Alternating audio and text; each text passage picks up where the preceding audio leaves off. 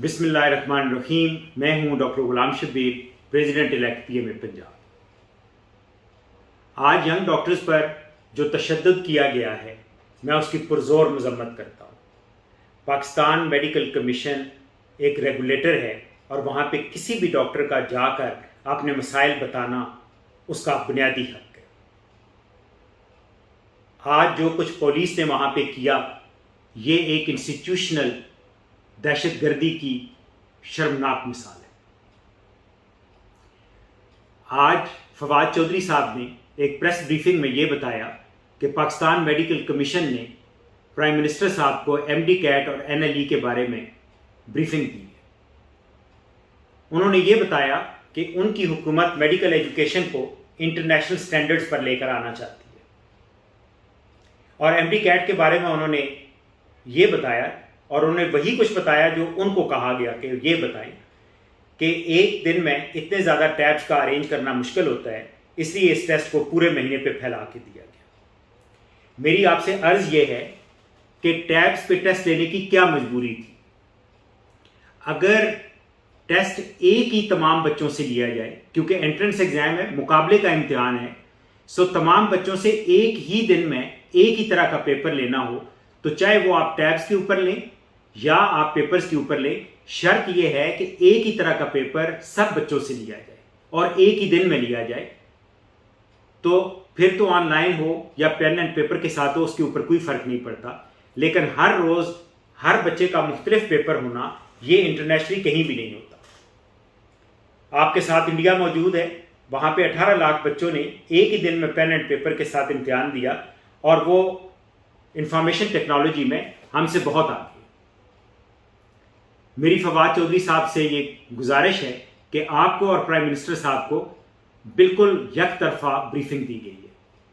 آپ نے اگر بریفنگ لینی ہے تو آپ بچوں سے لیں, آپ میڈیکل ایجوکیشنسٹ سے لیں, ڈاکٹرز سے لیں, کیونکہ جو M D CAT P M C نے کرایا ہے وہ ایک ٹھیکیدار سے کرایا ہے. 500 روپے والا ٹیسٹ 6000 روپے میں کرایا ہے, اور اس ٹیسٹ کی نہ ویلیڈیٹی ہے نہ ریلائبلٹی ہے. اسی طرح انہوں نے یہ کہا کہ ہم میڈیکل ایجوکیشن کا سٹینڈرڈ جج کرنے کے لیے آخر میں ایک لائسنسنگ ایگزام کا بندوبست کیا گیا ہے, اور اس سلسلے میں انہوں نے وکلاء کے امتحان کو, جو ان کا لائسنسنگ ایگزام بار کونسل لیتی ہے, اس ایگزام کو اور نیشنل لائسنسنگ ایگزام جو پی ایم سی نے کہا ہوا ہے یا جو ڈاکٹرز کا ہوتا ہے, اس کو انہوں نے ایک ہی ترازو میں رکھا ہے. وکلاء ہمارے معاشرے کا بہت پڑھا لکھا طبقہ ہے. کسی بھی شعبے, کسی بھی معاشرے کے لیے انصاف اور صحت دو بنیادی ضروریات ہوتی ہیں. وکلاء اور ڈاکٹرز اپنے اپنے شعبے کے ماہر ہیں, دونوں کو کمپیریزن کرنا دونوں کے ساتھ زیادتی ہے. آج تک کیا آپ نے دیکھا ہے کہ کسی ڈاکٹر کا نرسنگ اسسٹنٹ شام کی کلاسز لے کے تو ایم بی بی ایس کر لے؟ کیونکہ ایم بی بی ایس ایک سائنٹیفک مضامین ہے, ان کا پڑھائی کا طریقہ ڈفرینٹ ہے اور اس کی ریکوائرمنٹ ڈفرینٹ ہے. لا ایک ڈفرینٹ سبجیکٹ ہے, اس کی ریکوائرمنٹ ڈفرینٹ ہے. سو دونوں ایگزامز کو ایکویلائز کرنا دونوں کے ساتھ زیادتی ہے. ہم ڈاکٹرز کسی طرح بھی اسٹینڈرڈائزیشن کے خلاف نہیں ہیں. ہم این ایل ای کے خلاف ہیں. پاکستان میڈیکل کمیشن جس طرح کا ایگزام لینا چاہ رہا ہے ہم اس کے خلاف ہیں.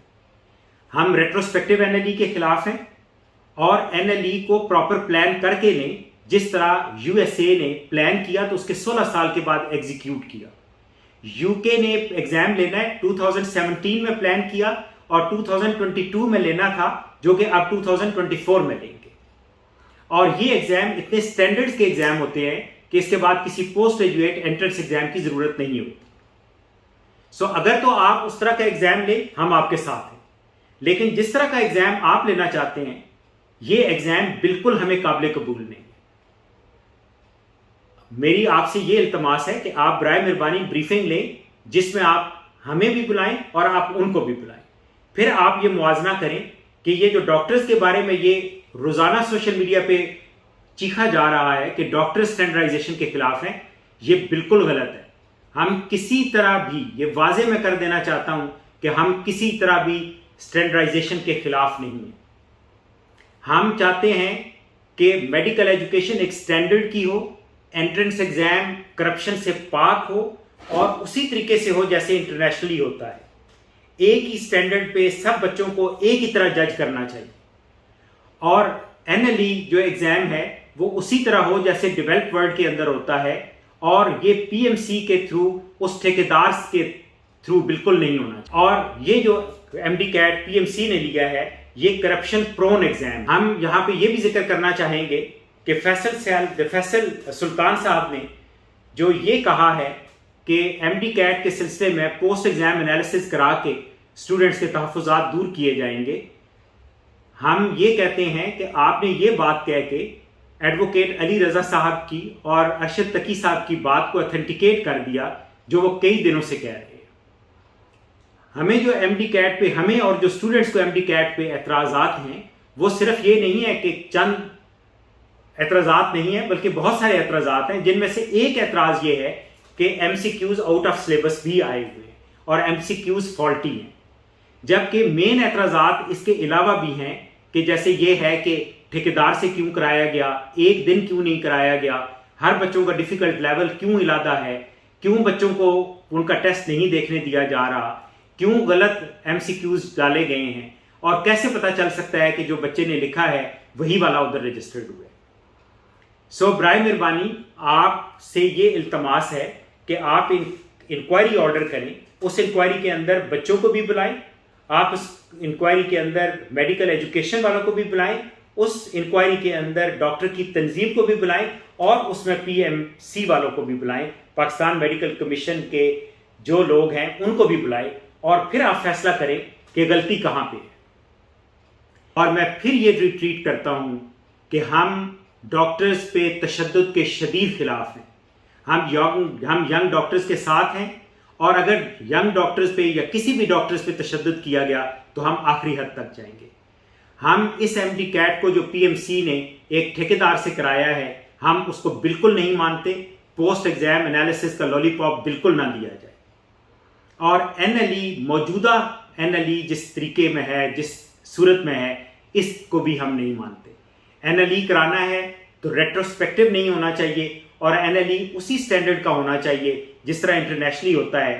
آپ سٹیک ہولڈرز کو بٹھائیں, آپ اس کے بعد NLE ڈیسائیڈ کریں کہ کس طرح ہونا چاہیے. آپ ایک کوشن پیریڈ لیں, ایک پریپریٹری ٹائم لیں جس کے اندر آپ اسے پریپیئر کریں. Thank you.